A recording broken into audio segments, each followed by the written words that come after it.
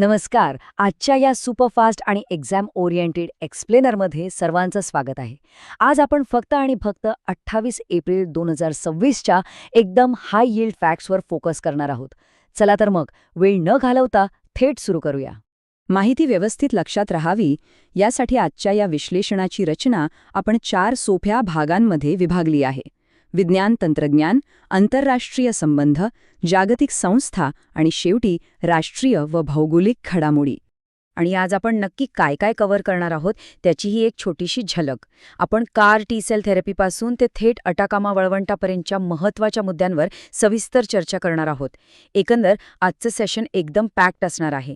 आणि हो, या संपूर्ण स्पष्टीकरणानंतर व्हिडिओच्या शेवटी याच मुद्द्यांवर आधारित MCQs पण असणार आहेत, त्यामुळे शेवटपर्यंत नक्की पहा. चला, आपला पहिला विभाग आहे विज्ञान आणि तंत्रज्ञान, विशेषतः जीवशास्त्र आणि वैद्यकीय क्षेत्रातील नवनवीन प्रगती. तुम्हाला माहितीये का, अफेरेसिस म्हणजे काय?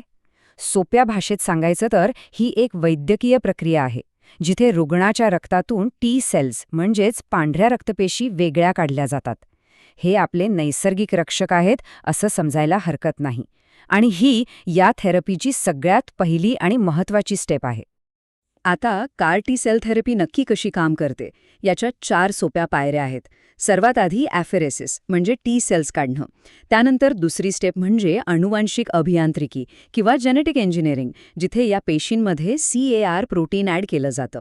मग लॅबमध्ये त्यांची वाढ केली जाते आणि शेवटी त्या रुग्णाच्या शरीरात पुन्हा सोडल्या जातात. सध्या रक्ताच्या कॅन्सरसाठी हे प्रामुख्याने वापरलं जातंय, पण आता किडनी कॅन्सरसारख्या सॉलिड ट्युमर्सवरही याचा उपयोग करण्यावर नवीन रिसर्च सुरू आहे. म्हणूनच या थेरपीला लिव्हिंग ड्रग्ज असंही म्हणतात. विचार करा, बाहेरचं कोणतंही रसायन नाही, तर रुग्णाच्या स्वतःच्याच जिवंत पेशी आता औषध म्हणून काम करत आहेत. ऐकायला भारी वाटतं ना?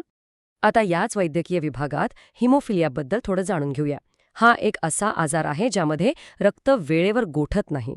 आणि यातली सर्वात महत्त्वाची फॅक्ट म्हणजे महिला सहसा या आजाराच्या फक्त वाहक किंवा कॅरियर असतात, पण याचा सर्वात मोठा आणि थेट फटका पुरुषांना बसतो. बरं, आता वळूया आपल्या दुसऱ्या विभागाकडे, आंतरराष्ट्रीय संबंध. यात आपण व्यापार करार आणि सध्याचे भूराजकीय तणाव पाहणार आहोत. भारत आणि न्यूझीलंडच्या फ्री ट्रेड ॲग्रीमेंट म्हणजेच FTA मध्ये काय ठरलंय ते पाहूया. काही गोष्टींवरील कर, जसं की लाकूड, लोकर आणि चामडं, पूर्णपणे आणि त्वरित रद्द करण्यात आलाय. पण त्याचवेळी आपल्या देशांतर्गत उद्योगांना वाचवण्यासाठी दूध, शेती उत्पादने आणि तांबे यांसारख्या गोष्टी या करारातून थेट वगळण्यात आल्या आहेत. बाकीच्या कॅटेगरीज बघायच्या झाल्या तर पेट्रोलियम, वनस्पती तेल आणि इलेक्ट्रिकल मशिनरीवरचा टॅरिफ टप्प्याटप्प्याने कमी होईल. तर दुसरीकडे वाईन, फार्मा आणि ॲल्युमिनियम यांवर फक्त टॅरिफमध्ये कपात किंवा टॅरिफ रिडक्शन केली जाणार आहे. आता हा आकडा बघा, 60 दिवस. का महत्वाचा आहे हा? तर 1973च्या US वॉर पॉवर्स ॲक्टनुसार अमेरिकेच्या राष्ट्राध्यक्षांना संसदेच्या किंवा काँग्रेसच्या परवानगीशिवाय युद्ध चालवायचं असेल तर त्यांच्याकडे फक्त 60 दिवसांची मुदत असते. 28 फेब्रुवारीला सुरू झालेल्या संघर्षाच्या पार्श्वभूमीवर हा आकडा आता पुन्हा एकदा खूप चर्चेत आहे. आणि ह्याच तणावाबद्दल बोलायचं झालं तर इराणने होर्मुझची सामुद्रधुनी पुन्हा उघडण्यासाठी एक स्पष्ट अट ठेवली आहे. युद्ध थांबवा आणि अमेरिकेची नाकेबंदी हटवा. अर्थात आपण इथे कुणाचीही बाजू घेत नाही आहोत किंवा समर्थन करत नाही आहोत. ही फक्त सूत्रांमधून आलेली तटस्थ माहिती आहे जी आपण स्पष्ट करत आहोत. चला, पुढे जाऊया आपल्या तिसऱ्या विभागाकडे, जागतिक संस्था आणि त्यांचा विस्तार. शांघाय सहकार्य संघटना म्हणजेच SCOचा प्रवास खूप रंजक आहे. 1996 मध्ये शांघाय 5 म्हणून सुरू झालेली ही संस्था 2001 मध्ये उझबेकिस्तान आल्यावर SCO बनली. 2017 मध्ये भारत आणि पाकिस्तान यात सामील झाले आणि आता 2024 मध्ये इराण आणि बेलारूसच्या एंट्रीमुळे ही 10 सदस्यांची एक मोठी संघटना बनली आहे. SCO बद्दल परीक्षेसाठी लक्षात ठेवण्यासारख्या काही क्विक फॅक्ट्स. याचं मुख्य कार्यालय बीजिंगमध्ये आहे. पण जर RATS म्हणजेच अँटी टेररिझम विभागाचं मुख्यालय विचारलं तर ते ताशकंदमध्ये आहे. आणि हो, यांच्या अधिकृत भाषा फक्त चायनीज आणि रशियन आहेत. असाच वेगाने विस्तार होतोय तो ब्रिक्सचा. 2009 मध्ये फक्त 4 देश होते. आता 2024 मध्ये Egypt, Ethiopia, Iran, Saudi Arabia आणि UAE यात जोडले गेलेत. आणि 2025 मध्ये इंडोनेशिया पण येणाऱ्या, म्हणजे एकूण 11 सदस्य.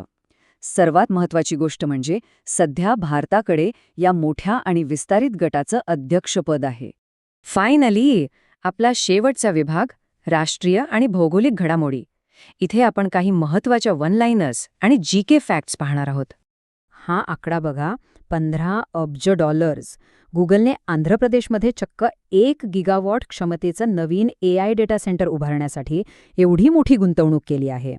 तंत्रज्ञान क्षेत्रातला हा विकास खऱ्या अर्थाने एक गेम चेंजर ठरू शकतो. तिकडे बिहार सरकारने एक नवीन नियम आणलाय. आता तिथे शैक्षणिक संस्था आणि सरकारी कार्यक्रमांमध्ये देशभक्तीपर गीतांचा एक विशिष्ट क्रम पाळणं बंधनकारक आहे. सर्वात आधी राष्ट्रगीत म्हणजे नॅशनल सॉन्ग, त्यानंतर राष्ट्रगान म्हणजे नॅशनल अँथम आणि कार्यक्रमाच्या अगदी शेवटी राज्यगीत. हा क्रम लक्षात ठेवा. इकडे उत्तरेकडे लडाखला 6व्या अनुसूचीमध्ये म्हणजे 6 शेड्यूलमध्ये समाविष्ट करण्याची मागणी खूप जोर धरतीये. आता सोर्सेसनुसार सांगायचं तर सध्या या अनुसूचीमध्ये फक्त 4 राज्य आहेत: मणिपूर, आसाम, त्रिपुरा आणि मिझोरम. आता जाता जाता 3 quick facts. 1. Papikonda national park हे आंध्र प्रदेशमध्ये आहे. 2. जर एखाद्या पाण्यात BOD म्हणजेच बायोकेमिकल ऑक्सिजन डिमांड जास्त असेल तर ते पाणी प्रचंड प्रदूषित किंवा घाणेरडं आहे असं समजायचं. आणि 3. सिम्बायोसिस युनिव्हर्सिटीने आशियातली पहिली युनेस्को जेंडर इन्क्लुजन चेअर सुरू केली आहे. आणि शेवटी चिली देशातलं अटाकामा वाळवंट. हे ठिकाण जगभरातल्या मोठ्या दुर्बिणींसाठी ओळखलं जातं, कारण इथलं आकाश खूप गडद असतं. पण दुर्दैवाने आता वाढत्या कृत्रिम प्रकाशामुळे हे वाळवंट आपला नैसर्गिक अंधार गमावत चाललंय. विज्ञानासाठी हे एक मोठं आव्हान आहे. आणि म्हणूनच हा आजचा शेवटचा विचार करण्यासारखा प्रश्न. एकीकडे तंत्रज्ञानाचा वेगाने होणारा विकास आणि दुसरीकडे आपल्या नैसर्गिक पर्यावरणाचं संवर्धन. या 2 गोष्टींमध्ये आपण नक्की कसा समतोल साधणार आहोत यावर नक्की विचार करा. आजच्या या स्पष्टीकरणात एवढंच. आणि हो, लक्षात ठेवा, यावर आधारित MCQs बहुपर्यायी प्रश्न आता थेट व्हिडिओवर सुरू होतील. प्रॅक्टिस नक्की